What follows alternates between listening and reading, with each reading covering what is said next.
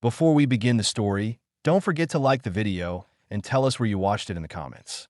The settlement lay silent under a heavy night sky. Wind rolled across the empty plain, pushing fine dust against the wooden walls of Johann Keller's cabin. It was late, close to midnight. The only sound came from the faint creak of the windmill at the far end of his small property and the uneven rhythm of crickets in the weeds. Johann had been asleep for less than an hour when a sound woke him. Something soft and deliberate, not the restless rustle of an animal. He lay still for a few seconds, listening. Years of living alone had trained his mind to measure sound the way other men read maps. It wasn't a coyote or a deer. It was slower, human. The faint snap of a dry stem followed. Then another. Someone was moving through his vegetable patch. He got up without lighting a lamp. His hands found a rifle leaning beside the door. The weapon felt familiar, cold, balanced, something he trusted more than people. He reached for his lantern with the other hand, struck a match, and stepped outside. The garden was a small patch of green carved in a dry Arizona soil. Beans, corn, and a few onions fighting for life in a land that had none to spare. Johann had spent months keeping that ground alive. Now, the lantern's glow caught movement near the far row. A figure crouched between the stalks. He lifted the rifle, steady but not aiming to kill. The light caught a woman's face, dust-covered, her cheeks streaked with dried blood, eyes wide and unblinking. Her dress was torn at the shoulder. Rope burns circled both wrists, red and raw. She froze when the light hit her. One bare foot pressed into the dirt, the other tucked under her like she might bolt at any second. Johann's pulse quickened. He'd seen fear before, on men in battle, on his wife in her last hours. But this was different. It was the kind of fear that had learned not to scream. "Don't move," he said, voice calm low. The woman didn't speak. She clutched a piece of hard bread in her hand, stolen from his table. Her breathing came fast, but her eyes didn't break from his. They were dark, sharp, and alive. He took a step closer, his boots crunching against the gravel. The smell of earth mixed with the faint trace of smoke from the lamp oil. "You hungry?" he asked. She didn't answer. He could see now that she was trembling, not from cold, but exhaustion. The way she leaned on her left side told him her right foot was hurt. Her wrists, her clothes, the way her shoulders flinched at every sound. It all said she'd been running. Johann lowered the rifle. He stood still for a moment, fighting the part of him that said to report her. The local militia had orders. Any Apache found near a ranch was to be turned in immediately. Yet something about the woman's silence made him hesitate. She wasn't a raider.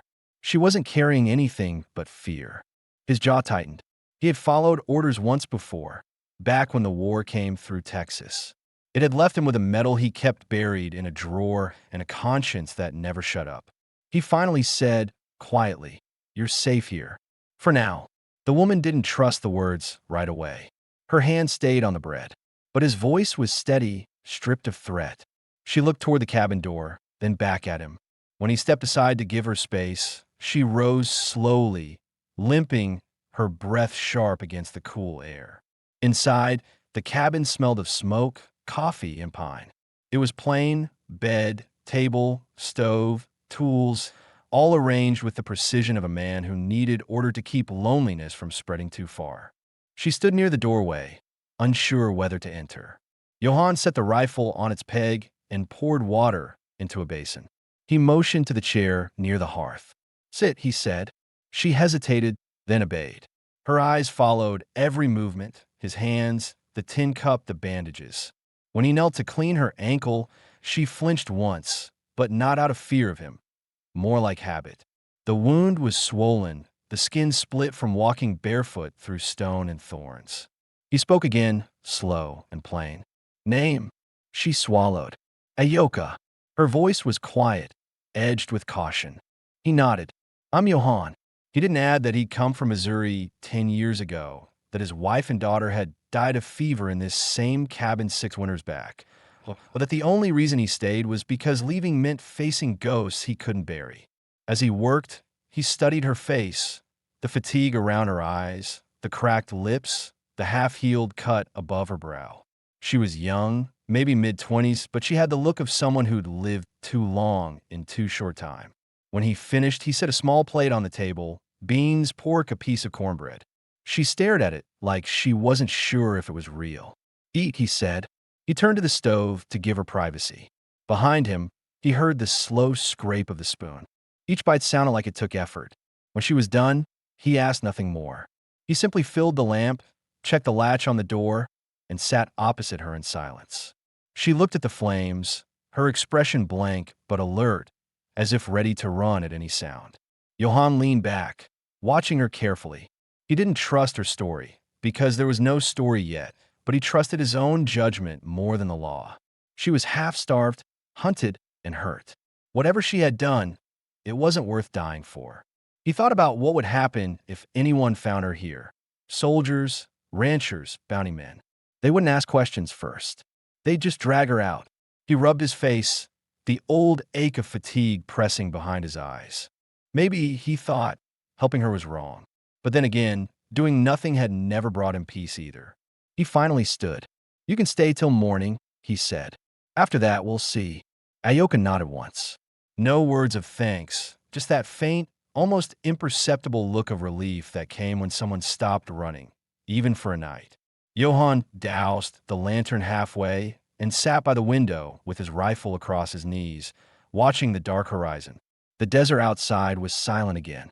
But inside, something had shifted, the kind of silence that holds two lives in the same room, both unsure what tomorrow would demand, but aware that for the first time in a long while, they weren't alone.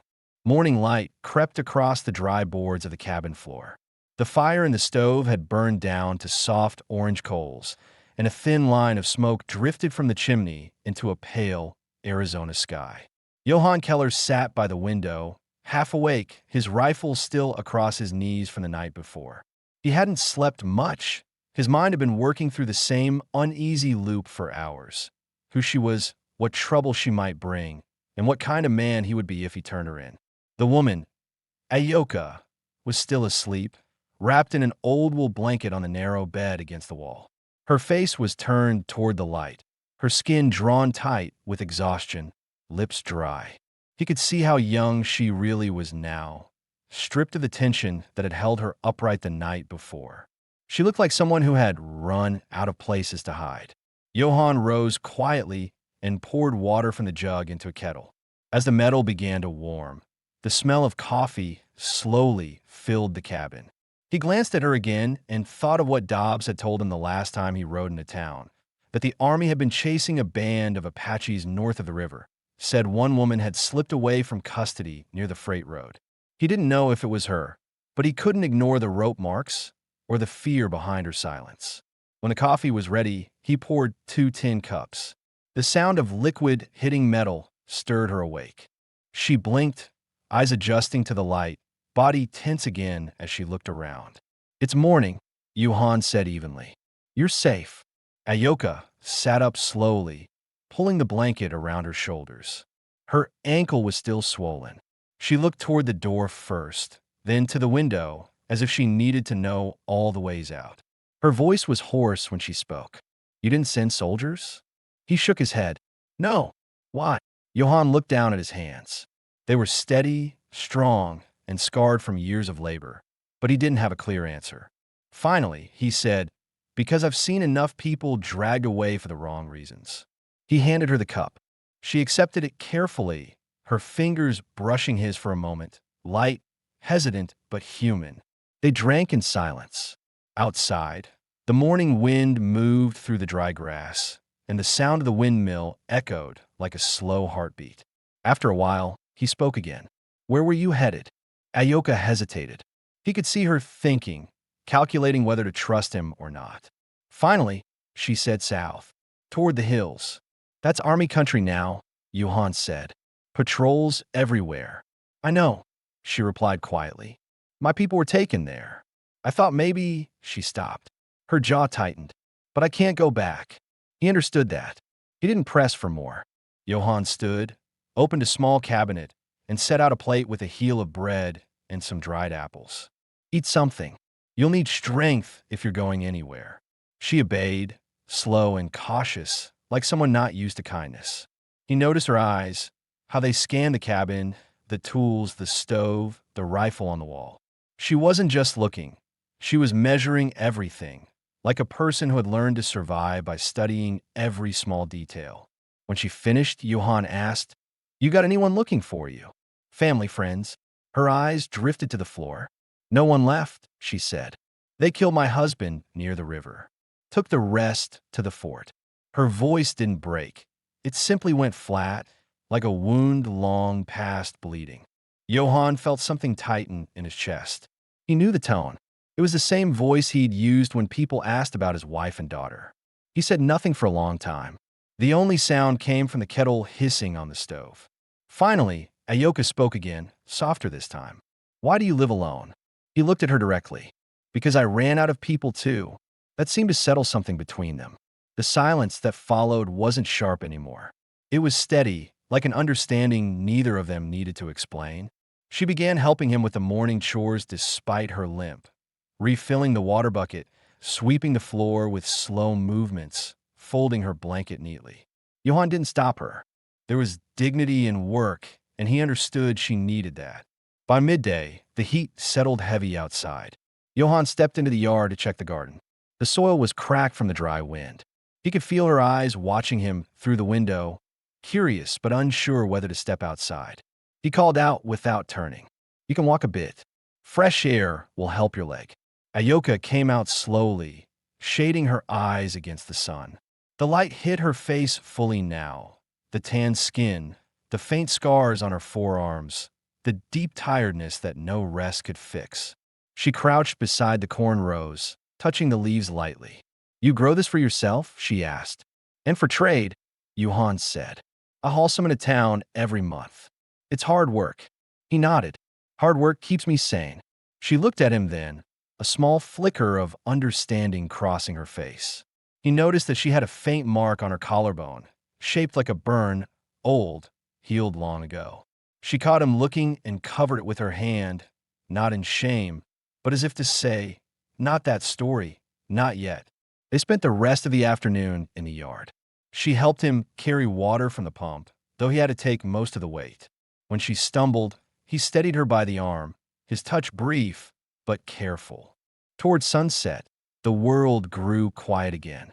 A horse neighed faintly from a far road. The sky turned copper, then red. Johann sat on the porch, watching the last light fade. Ayoka stayed near the doorway, arms folded around herself. He finally said, "You can stay until your leg heals. After that, I'll help you get to the hills. But soldiers come through sometimes. If they do, you hide. Understand?" She nodded. "Understand." He looked at her once more, her calm, the way she stood straight despite everything, and something in him settled. He didn't know if it was trust or instinct, but it was enough for now. When night came, she lay down again on the bed, eyes open, listening to the desert sounds. Johann sat by the window, the rifle across his lap, just as he had the night before. But this time, the silence between them felt different, not tense, but shared. Outside, the wind picked up. Somewhere far away, a coyote cried. Inside the cabin, two strangers rested under the same roof, both holding their own ghosts, both starting to sense that the other might understand. Neither spoke again before sleep. But in that silence, the foundation of something fragile and quietly human began to form. The next morning began with wind coming in from the south, hot, dry, and filled with fine yellow dust. It coated everything, from the fence post to the iron kettle by the well. Johann woke early, as he always did, because years of ranch life had set his body to the rhythm of dawn. He moved quietly so as not to wake Ayoka, who was still asleep on the bed, one arm over her face to block the light creeping in through the small window. He stepped outside to start the pump, the squeak of the handle breaking the stillness. The land stretched out in all directions, hard and empty, broken only by patches of dry brush, and his small garden fenced with uneven boards. To a man like Johann, this isolation wasn't a punishment. It was the only kind of peace he knew. After the fever took his wife and little girl 6 years ago, he'd come out here to start over. No one bothered him, and he didn't have to talk about things that didn't have answers. But now there was someone in his house again, someone who carried her own set of losses, and the quiet felt different. When he came back inside, Ayoka was sitting up, her hair loose over her shoulders. The early light gave her skin a dull bronze glow. She looked cleaner. He'd left her water and a piece of soap the night before, and less like the frightened creature he'd found in the garden. She was watching him, cautious, as if waiting for him to change his mind about letting her stay. He set a tin plate on the table, cornbread, some dried meat, and a boiled egg. "Eat," he said simply. She nodded and began to eat in small, slow bites, her manners neat despite hunger. Johann poured coffee and sat across from her, elbows on the table. For a while, neither spoke. The ticking of the clock on the shelf filled the silence. Then Ayoka looked up. "Why did you come here? Away from people?" He met her gaze. "Because people take what they want, then leave what they break." She studied him, her expression unreadable. "You lost someone." "Yes." His voice stayed calm, but something flickered in his eyes. "My wife and daughter. Fever swept through the settlement years ago. Doctor came too late." Ayoka's hands stilled on the cup. "I'm sorry." He gave a small nod. "It's the land's way. It gives and it takes." She didn't press. Johann appreciated that. He could tell she wasn't one for empty sympathy. She had seen enough death herself to understand it needed no explanations. After breakfast, Johann inspected her ankle again. The swelling had gone down slightly. He noticed she had cleaned and rewrapped it herself with the strips of cloth he'd left out. "You're healing fast," he said. "I've walked worse," she replied. "When they took us to the fort, we walked for 3 days in the sun. No water. Some fell." Her voice stayed calm, but her eyes drifted for a moment, as if seeing something she couldn't forget. Johann didn't ask what happened to the ones who fell. He already knew. By mid-morning, he had her help with the small chores, washing clothes, sweeping the porch, sorting tools. She moved carefully, limping but steady. She didn't complain. Her movements were efficient, practical, the way someone works when they've had to earn their survival every day. At noon, a wagon passed on the distant road, 2 men heading east. Johann tensed automatically, stepping to the doorway. He watched until the dust clouds settled, then went back inside. Ayoka had noticed too. "Are you expecting anyone?" she asked. He shook his head. "Out here, if someone comes, it's usually for the wrong reason." Ayoka looked at him, her face calm, but her tone cautious. "You think the soldiers will come?" He didn't answer right away.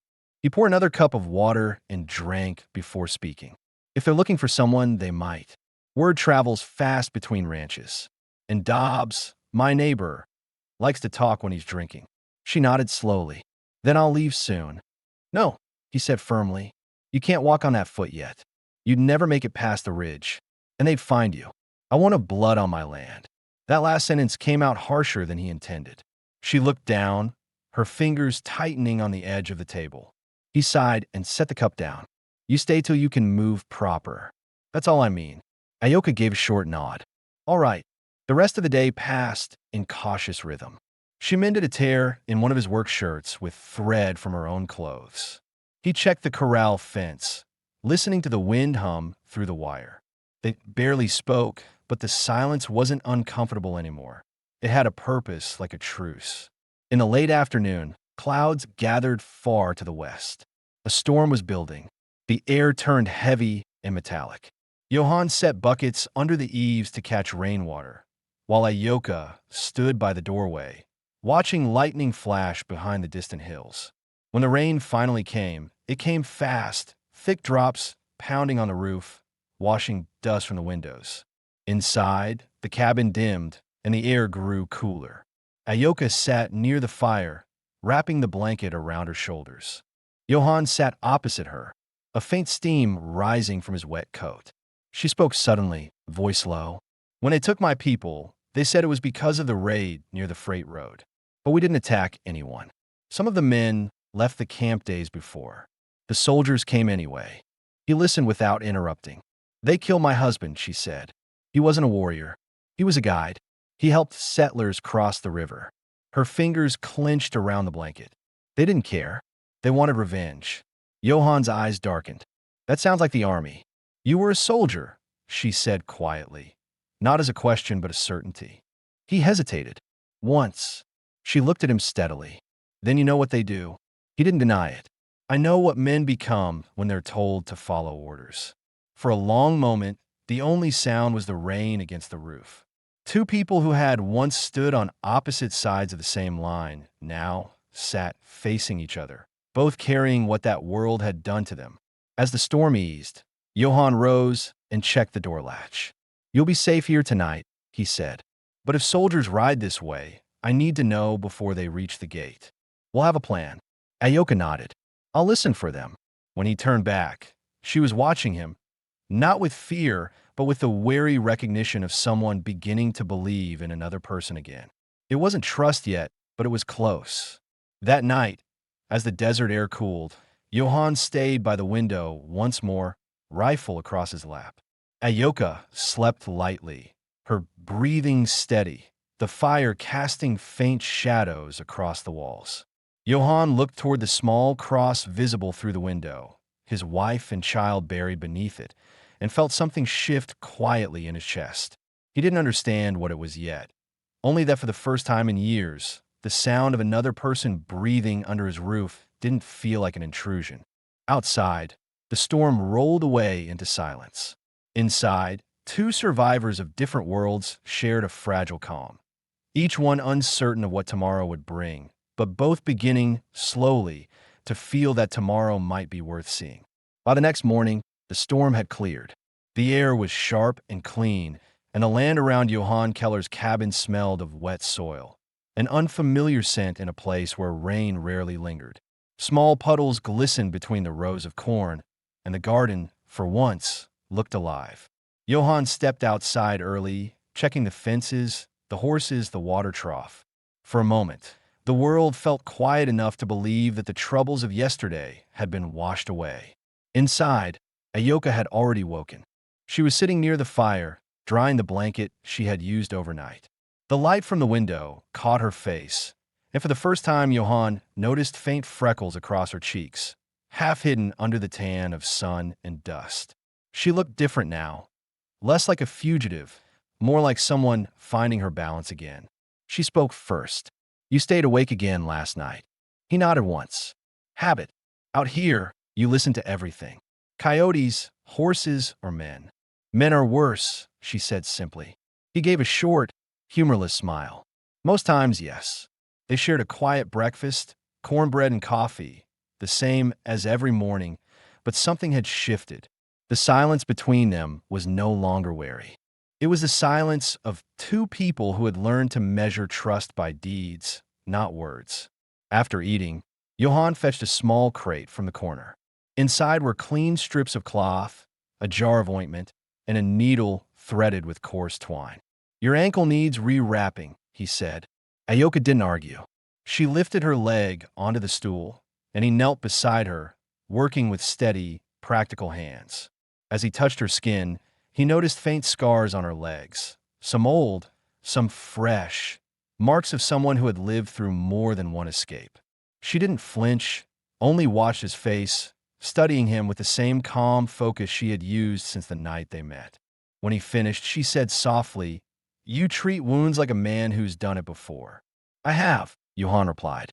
The war taught me. We patched each other up more often than the doctors did. She hesitated. You fought for the North? He nodded. Infantry. Missouri Regiment. Mostly border duty. I came back home after, but home wasn't there anymore. That was the first time he had spoken of it directly. The words came slow, grounded, as if he'd decided she'd earned the truth. My wife and little girl got sick while I was gone. Fever took them both before I could reach them. I buried them myself. Ayoka looked down, her expression tightening. You keep their graves behind the corral, she said quietly. He turned his head, surprised.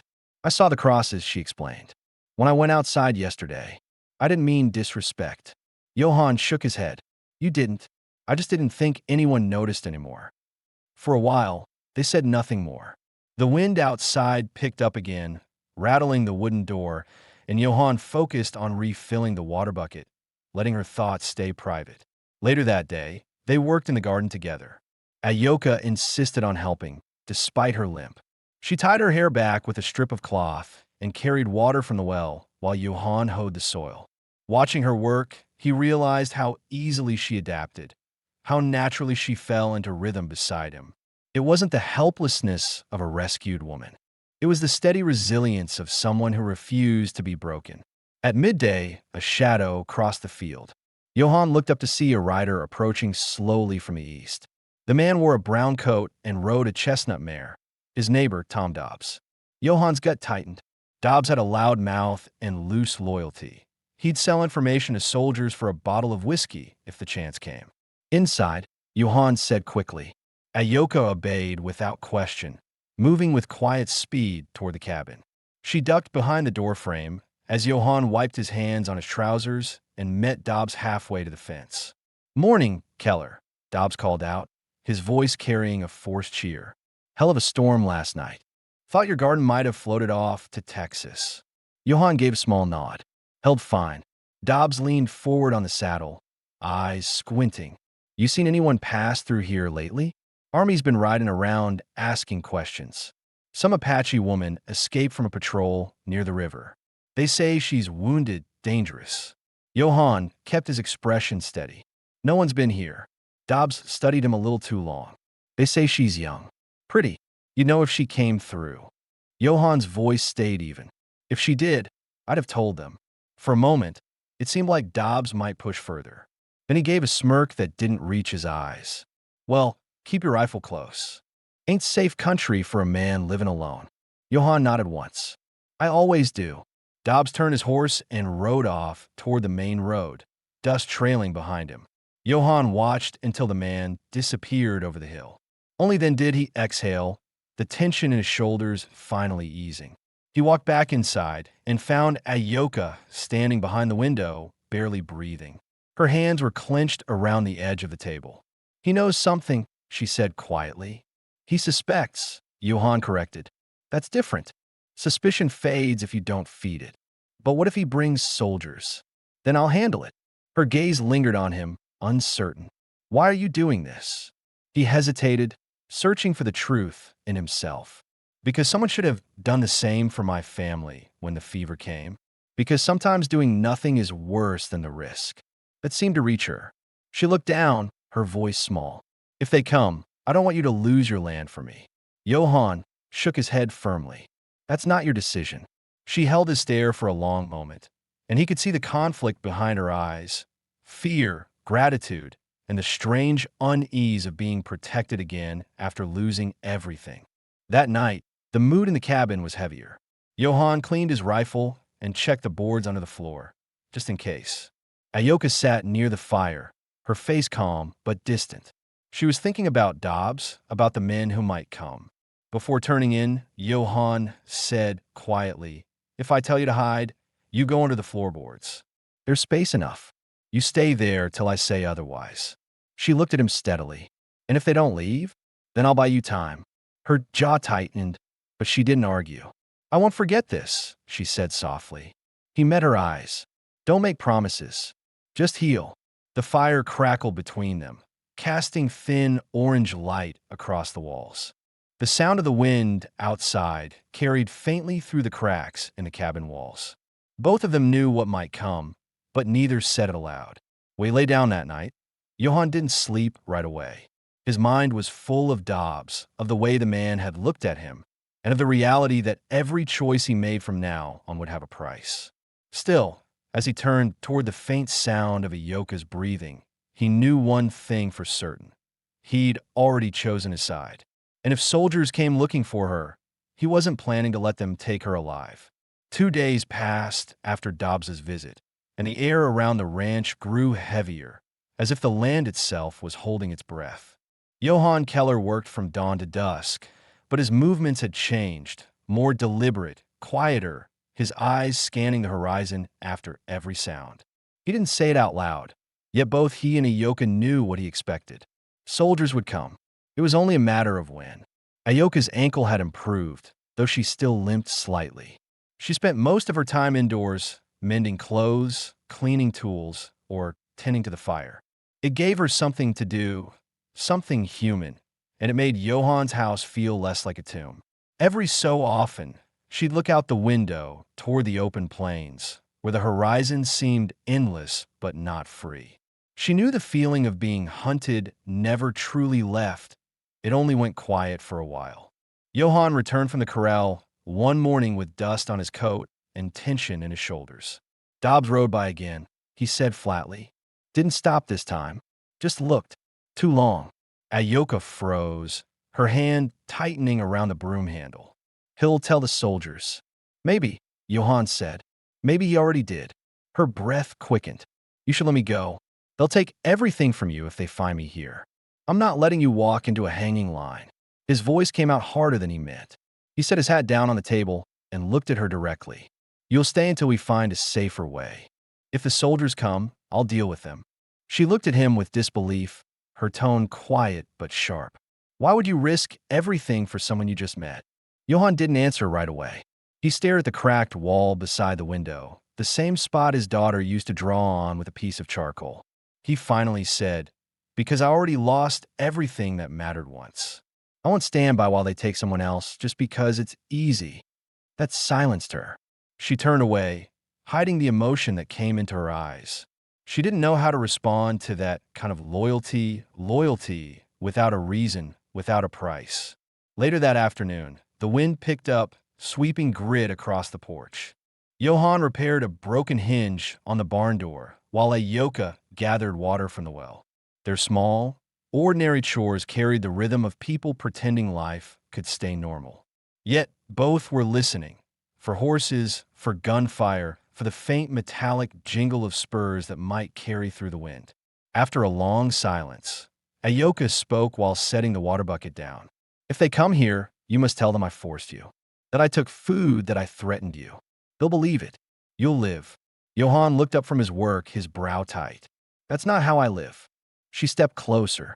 You don't understand. They don't need truth. They need someone to punish. He straightened, the hammer still in his hand. Then let them come. I'll give them no story worth writing down. Their eyes met, and the look between them held both defiance and quiet fear. Two people who had lived through enough loss to recognize what was coming, yet still refused to bow to it. That evening, after supper, Johann sat by the fire cleaning his rifle while Ayoka prepared herbs in a small clay bowl. She mixed crushed sage with a few dried leaves he didn't recognize. The scent filled the cabin, sharp and grounding. What's that for? He asked. Protection, she said simply. It's an old way. My grandmother taught me. Not against bullets, against fear. Johann watched the smoke rise from the small bowl. Does it work? She met his gaze. It helps the heart remember what it fights for. He didn't argue. The faint smell of the herbs lingered in the cabin long after the fire died down. That night, Ayoka couldn't sleep. She lay awake, staring at the low ceiling, her mind turning over the past, the raid, the screams, the fire. The memory of her husband's last breath haunted her, the soldier's boots in the dirt, the way he fell when the bullet hit his chest. She remembered the boy they'd been hiding, a half-starved child they'd found wandering after a skirmish, the one her husband had shielded when the shots started. The boy had escaped. She hadn't seen him since. She wondered if Johann would still protect her if he knew the whole truth, that she had helped raiders once, not to kill, but to free captives taken by settlers, that she had stolen food, bandages, water from wagons. To the army, that made her a traitor. To her people, it made her a survivor. Just before dawn, Johann stirred from his chair by the window. He hadn't slept either. His eyes were shadowed, his beard rough from days without rest. You should get some sleep, she said quietly. Not tonight, he answered. The dogs were restless earlier. That usually means something's close. She stood, wrapping her shawl tighter around her shoulders, and stepped beside him at the window. The desert outside was still and pale in the early light. Nothing moved except the wind. Then, faintly, they heard it, the distant clatter of hooves. Ayoka's pulse jumped.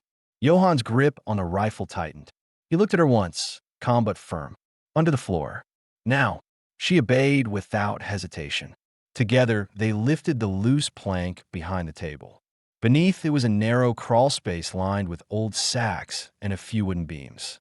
He helped her down gently, handed her a canteen, and whispered, "Don't move. Don't speak." She looked up at him, her voice barely a breath. "What will you say?" He forced a small, steady smile. "That I haven't seen anyone," which is true enough. He closed the plank, dragged a rug over it, and straightened just as the sound of horses grew near. Through the window, he saw them. 4 soldiers in gray coats, dust rising behind them, rifles strapped across their backs. A 5th man rode in front, a sergeant with a trimmed beard and eyes that moved like they were counting everything. Johann stepped outside as they pulled up to the gate. "Morning," the sergeant called. "We're looking for an Apache woman. Escaped custody 2 weeks ago near the freight road.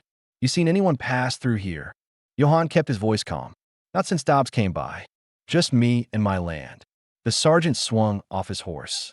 "Mind if we look inside?" Johann hesitated just enough for it to seem natural, then opened the door. "Go ahead. Nothing here worth stealing." The soldiers spread through the cabin, boots thudding against the floorboards. Every step near the trapdoor made Johann's stomach tighten. The sergeant's gaze roamed over the shelves, the bed, the table. He stopped near the rug. For a second, Johann thought he'd seen it move. But then the man's attention shifted to the wall, specifically to the 2 small wooden crosses visible through the window. "You got family buried here?" the sergeant asked. "My wife and daughter," Johann said quietly. The sergeant looked at him for a long moment, something softening in his face. "Sorry for your loss." Johann nodded once. "Ain't much left but the work." The soldiers finished searching and found nothing. The sergeant lingered at the doorway. "If you do see her, you'd be smart to send word to the fort. They're offering $50 for information." Johann's reply came steady, eyes flat. "I'm not in the business of selling people." The sergeant studied him a second longer, then nodded slowly. "Fair enough." He turned to his men. "Mount up."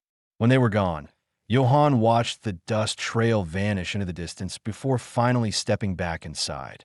He waited, listening until even the wind swallowed the sound of hooves. Only then did he move the rug and lift the plank.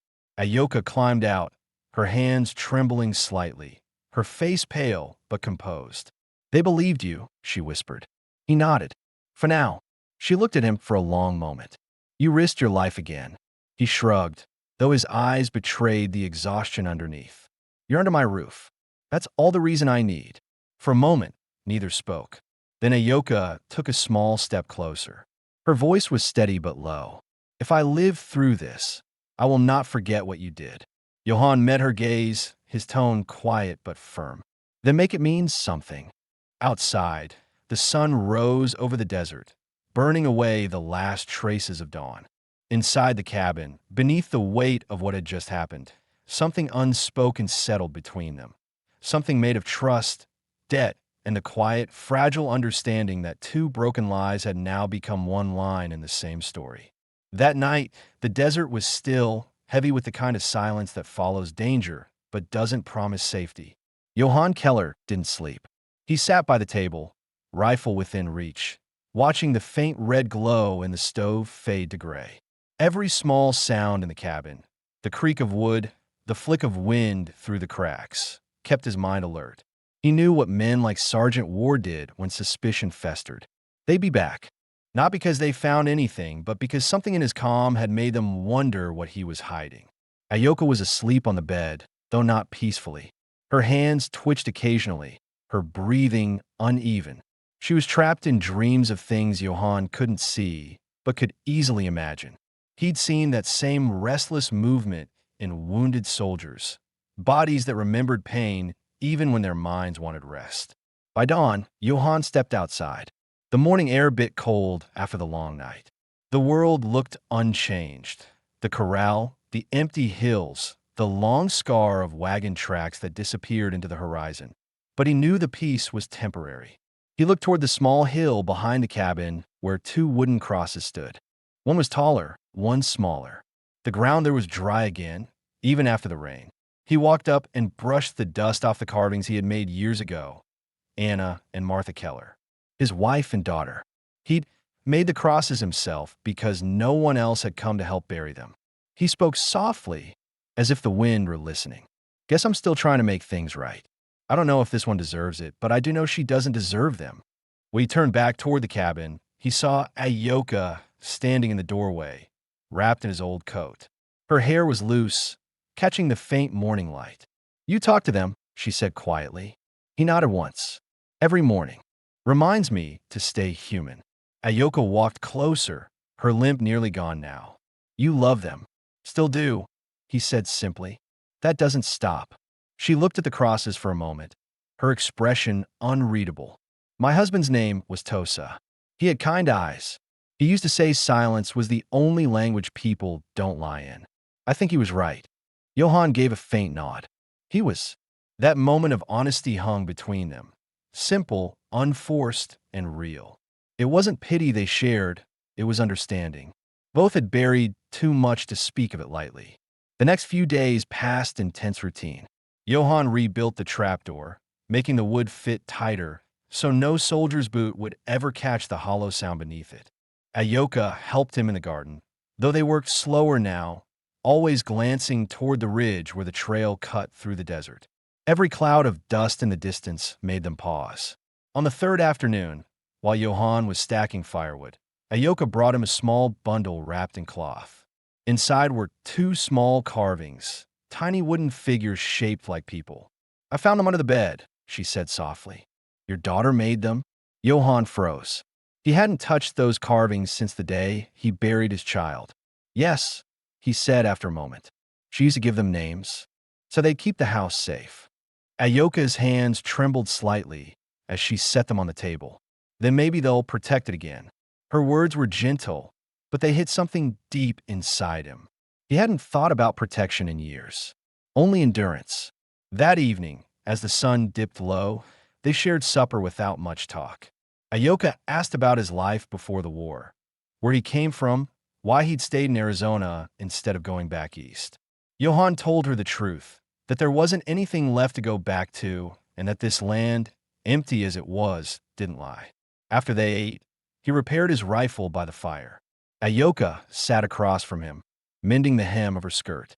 For the first time since she'd arrived, she hummed softly, an old Apache melody, low and rhythmic, the kind that sounded like wind through canyon walls. Johann listened in silence. The tune had no words, but it carried weight. It sounded like memory.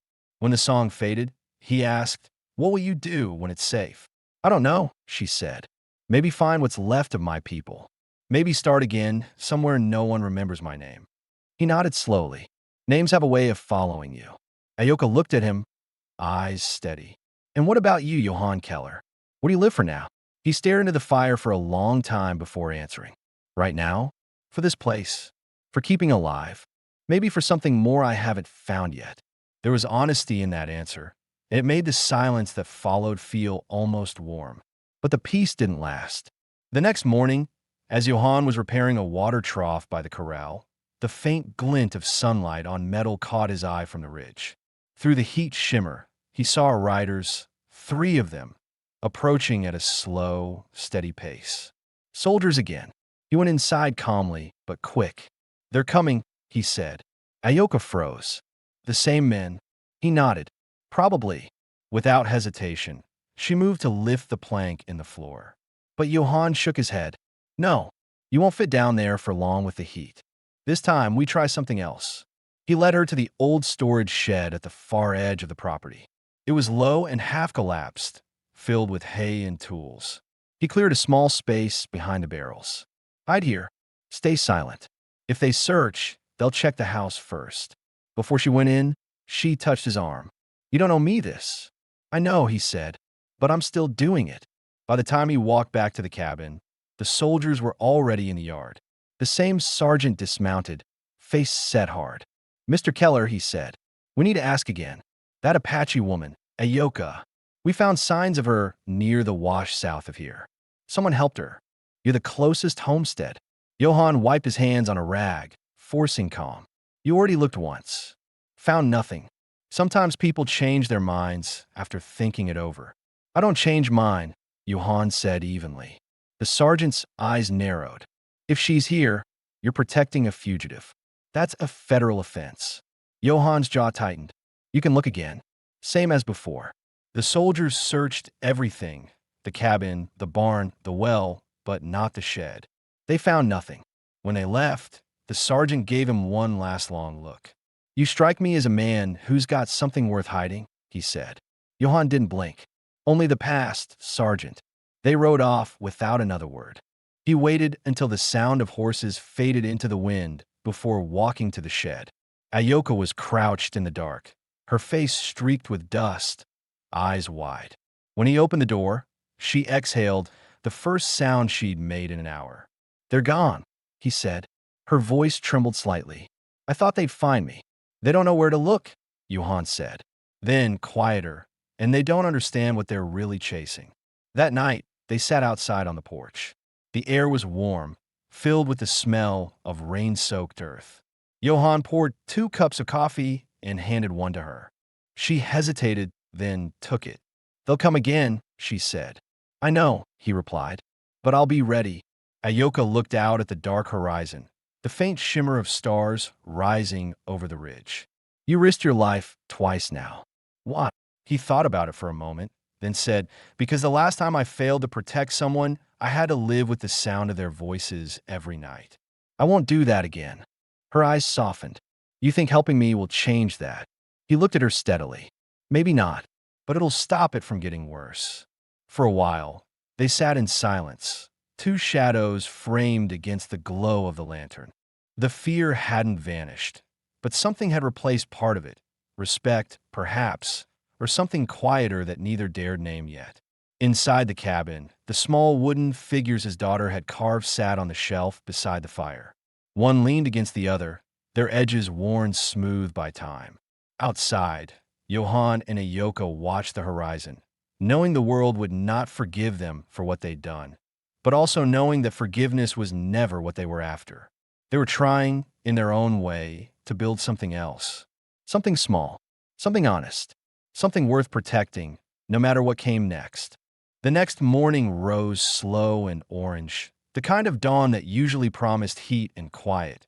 But this one carried tension with it, like the land itself was waiting for something to happen. Johann Keller stepped outside with his rifle slung across his back and the smell of last night's coffee still clinging to his shirt. He scanned the horizon the same way he had done every morning for the past week. But this time he didn't see soldiers. He saw a wagon. It was coming from the west, a single mule pulling it slow, wheels creaking over the hard ground. Johann frowned.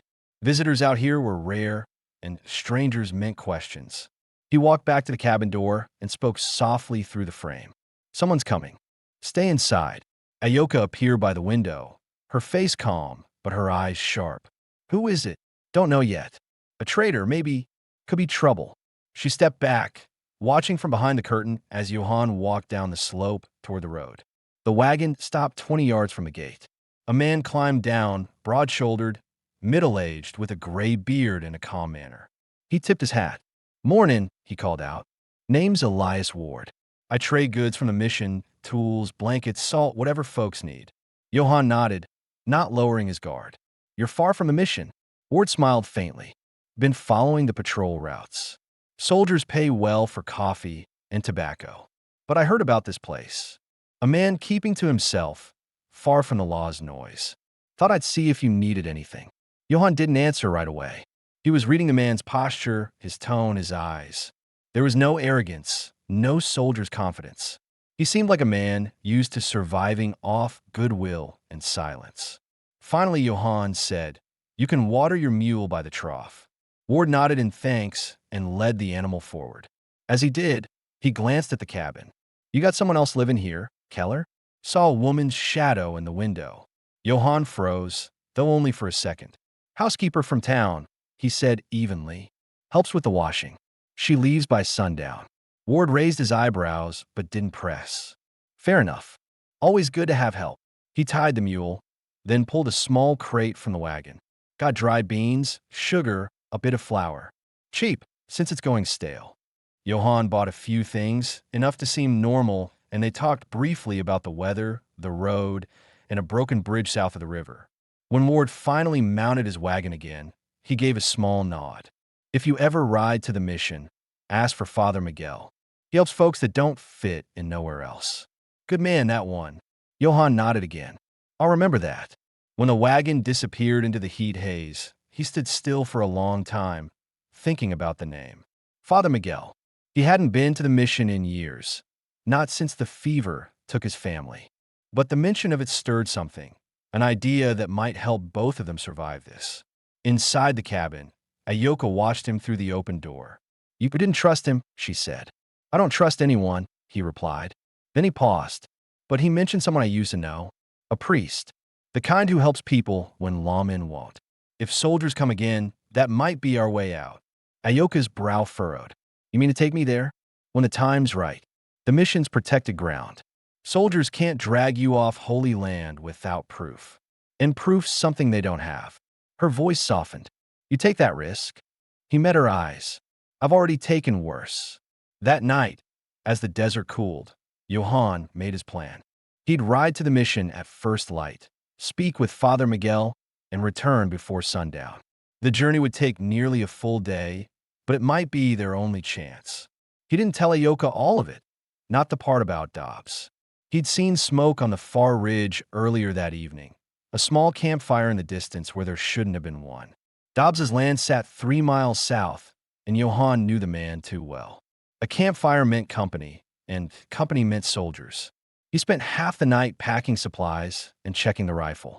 Ayoka sat nearby, quiet, sewing a tear in his coat. The rhythmic movement of the needle was the only sound between them. Before dawn, he saddled the horse. If I don't come back by nightfall, take the mule and ride east, he told her. Follow the dry creek until it bends north. It'll lead you to the hills. She rose, stepping close to him. You think they'll come while you're gone? I think Dobbs is drinking and talking again, Johann said. That's enough reason. Ayoka reached out and caught his sleeve. Don't let them hurt you because of me. He looked at her hand for a moment before placing his over it. You're the only thing in this land that's reminded me I'm still human. That's worth the risk. Her eyes softened, but she said nothing more. Johann rode out as the first light broke over the desert. The horse's hooves kicked up small clouds of dust that shimmered in the gold morning air. He followed the old wagon trail toward the mission, passing dry riverbeds, broken fences, and the bones of cattle long dead. By noon, he reached the small adobe walls of the mission. The bell tower stood crooked but sturdy, and the air smelled faintly of sage and old wood smoke. Father Miguel was in the courtyard, tending to a garden patch not much larger than Johann's own. When he saw Johann, his face lit up with quiet recognition. Keller, he said, wiping his hands. It's been years. Johann nodded. You remember me. I buried your family, the priest said softly. I remember every man who came here with loss in his eyes. Johann hesitated before speaking. I need help. There's a woman. Apache. She's innocent, but the army want her dead. I can't keep her hidden much longer. Father Miguel studied him, his expression calm but thoughtful. You know what you're risking? I do. The priest nodded slowly. Bring her here. I'll shelter her. There's a wagon route through the canyons. The soldiers rarely patrol that far. If you come at night, you can make it unseen. Johann exhaled, the first sign of relief in days. Thank you. Miguel's tone stayed firm. But Keller, if you're caught, they'll hang you for harboring her. You understand that? I do, Johann said. I made peace with worse things a long time ago. He rode back before sundown, pushing the horse hard. By the time he reached the ranch, the horizon was blood red with dusk. Smoke drifted faintly from the cabin's chimney, but something was wrong. The silence was too complete. No sound of chickens, no movement in the yard. Johann dismounted quietly, rifle ready. When he opened the cabin door, Ayoka stood frozen by the table, her eyes wide, her face pale. They came again, she whispered. Dobbs brought them. Johann's chest tightened. How long ago? An hour. They searched the barn. I hid under the floor like before. They said they'll return at dawn with more men. He glanced toward the window. The last light was fading fast. Then we don't wait till dawn. Ayoka looked at him, understanding dawning in her expression. You found a way out. He nodded once. The mission. Father Miguel will take you in. We ride tonight. She hesitated. What about your land? It's just land, Johann said. This is something else. He began packing what little they could carry: food, water, ammunition, and his daughter's wooden carvings. Ayoka helped without speaking. Outside, the desert wind picked up again, carrying the faint smell of smoke from a distant campfire. As Johann saddled the horse, he looked once more at the graves behind the corral. His voice was low, almost himself. I'll come back when it's safe. I promise. Ayoka stood beside him, watching him with quiet respect. She knew what it cost him to walk away from this place, the last link to the life he'd lost. By the time the moon rose, they were already riding east, the sound of hooves swallowed by the desert wind. Johann didn't look back. For the first time since she'd arrived, Ayoka did not feel like a fugitive. She felt like someone being led towards something that might finally resemble freedom. And Johann, though he said nothing, knew deep down that he was no longer running from his ghosts. He was riding towards something worth protecting, even if it cost him everything. The desert night swallowed the sound of their flight. Johann Keller rode at the front, reins held tight, his eyes fixed on the faint silver trail ahead that shimmered under the moonlight.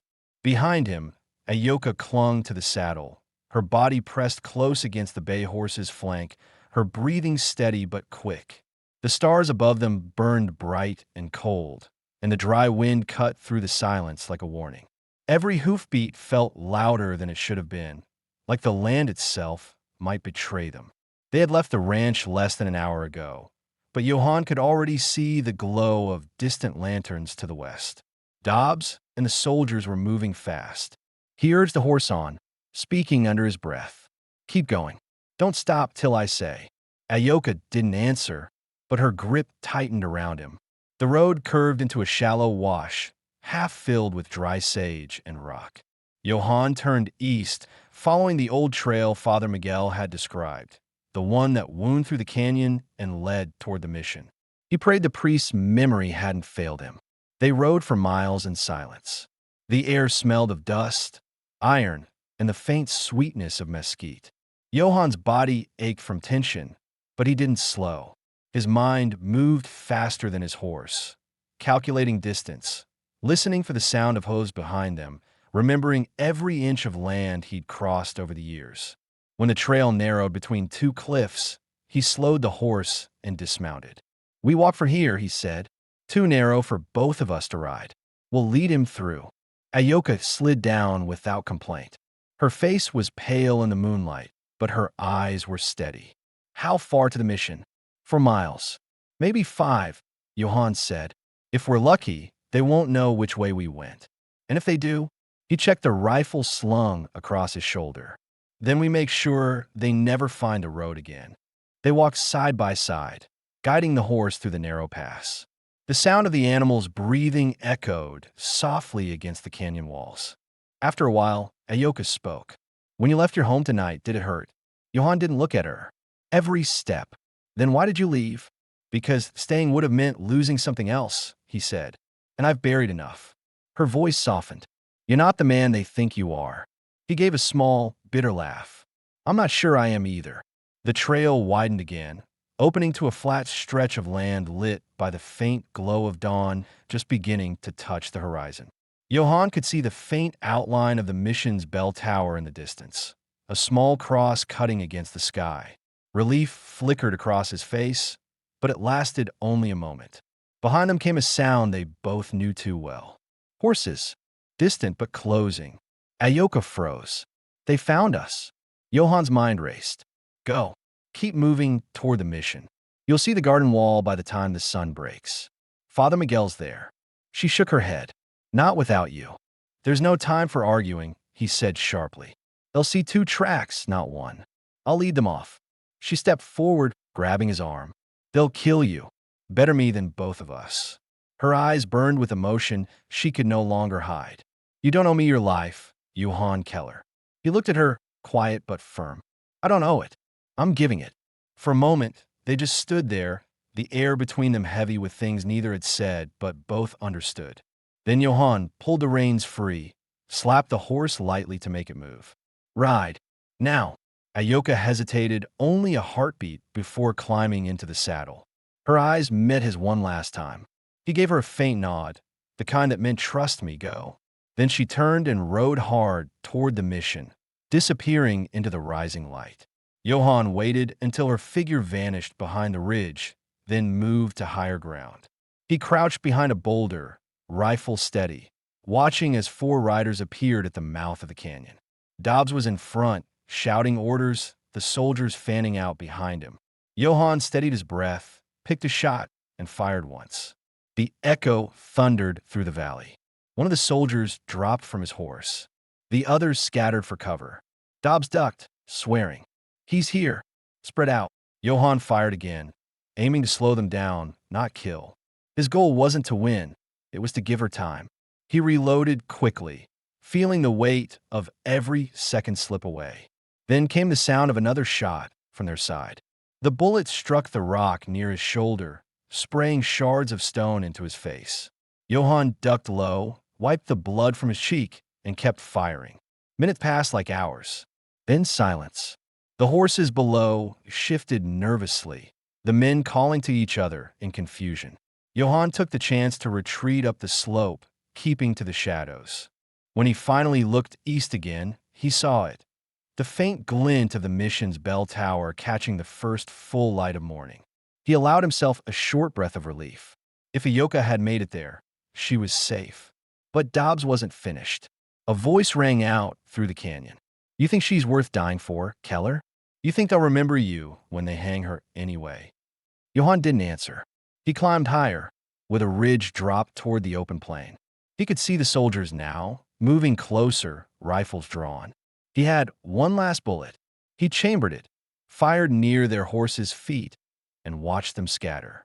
Then he turned and ran for the low gully that led back toward the mission road. By the time he reached the open field, the sun had fully risen. He was bleeding from a shallow cut on his arm, dust clinging to every inch of him, his breath ragged. Ahead, he saw movement, a figure running toward him. Ayoka! She had come back. Johann, she shouted. They're coming. He caught her by the shoulders, panting. You made it to the mission? Yes. Father Miguel sent men to meet us. He's right behind me. They'll get us across the canyon. A group of 3 riders appear behind her, Mexican freighters from the mission, armed with old rifles. The soldiers behind Dobbs hesitated when they saw them. The mission's men were on church ground now, and no one wanted a war with the priest. Father Miguel himself arrived moments later on a mule, his robe dusty but his face calm. He raised his hand toward the soldiers. This land is protected, he said firmly. You have no right here. Leave before you damn yourselves further. Dobbs glared from his saddle. That woman's wanted for aiding raiders. And Keller's helping her escape. That makes him guilty too. Father Miguel met his gaze. That woman saved a child during that raid. A boy who now lives at the mission. Your men murdered her husband and called it justice. The truth is known. Dobbs hesitated, his confidence faltering. The sergeant behind him shifted uneasily, uncertain how to respond. Then Father Miguel spoke again, his voice calm but final. The army has no claim here. Go back to your post. After a long moment, Dobbs spat into the dirt. She won't be safe forever, he said. Then he turned his horse and rode off, his men following behind. When they were gone, Johann finally exhaled. The tension that had been living in his chest for weeks finally released. He looked at Ayoka, who stood beside him, dust and sweat streaking her face, eyes full of exhausted disbelief. It's over, he said quietly. She shook her head, tears breaking free despite her effort to hold them back. No, it's just beginning. Father Miguel led them inside the mission walls, where cool shade and silence replaced the heat of pursuit. The boy Ayoka had once saved came running from the courtyard, older now, but still with the same scar across his cheek. He stopped when he saw her, eyes wide with recognition. It's you, he whispered. Ayoka knelt and touched his face gently. You grew strong, she said. Father Miguel watched them, then turned to Johann. You've done enough. You both have. Stay here as long as you wish. For the first time in years, Johann felt something he hadn't known he could still feel: peace, small and fragile, but real. Weeks later, he built a small hut on the edge of the mission's land, near the fields. Ayoka worked with the women, tending crops, teaching them ways to keep the soil alive. Johann repaired tools, mended fences, and helped the priest with the animals. The soldiers never came again. Sometimes in the evenings, they sat by the wall and watched the sunset burn red over the hills. They didn't speak much. They didn't need to. On one of those evenings, Ayoka broke the silence. "Do you ever miss your home?" Johann looked out at the glowing horizon. "No," he said after a long pause. "I found it again." She smiled faintly, her eyes soft in the fading light. "Then maybe we both did." The bell tower rang in the distance, calling the settlement to rest. The sound echoed across the desert, reaching the graves far behind them, where two small wooden crosses stood quietly under the same sky. And for the first time in years, neither of them felt alone. The running was over. What began as survival had become something else entirely, something unspoken, steady, and enduring. They had both lost everything once. Now, in the quiet heart of the desert, they had finally found the one thing worth keeping: each other.